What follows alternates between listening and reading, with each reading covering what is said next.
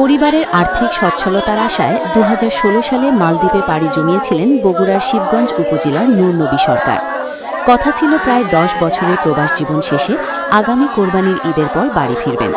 কিন্তু ভাগ্যের নির্মম পরিহাস, জীবিত নয় মরদেহ হয়ে ফিরছেন তিনি।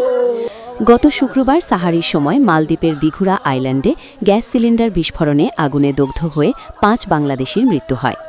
নিহতদের মধ্যে একজন বগুড়ার শিবগঞ্জ উপজেলার ময়দানহাটা এলাকার জামালপুর এলাকার আব্দুস সালামের ছেলে নূর নবী সরকার ৩০।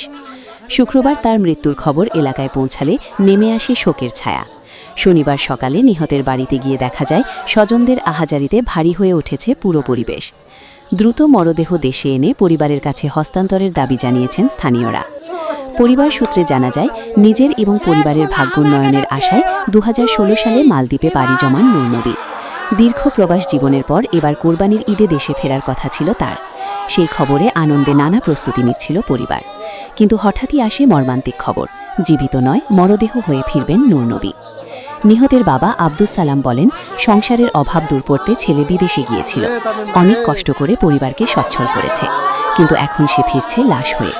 তিনি আরও বলেন, সারা ঘর একবার আগুন হয়ে গেছে, তখন মনে করো এই ৭ জনের মধ্যে একটাও বাড়াতে পারিনি, ৫ জন মারা গেছে আর ২ জন মেডিকেল।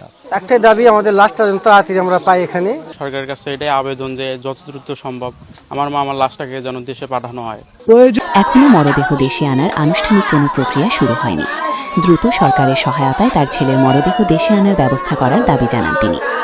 এদিকে স্থানীয়দের দাবি, প্রবাসী থেকে পরিবার ও দেশের জন্য স্বপ্ন দেখা নূর নবী সরকারের মরদেহ দ্রুত দেশে এনে দাফনের ব্যবস্থা করা।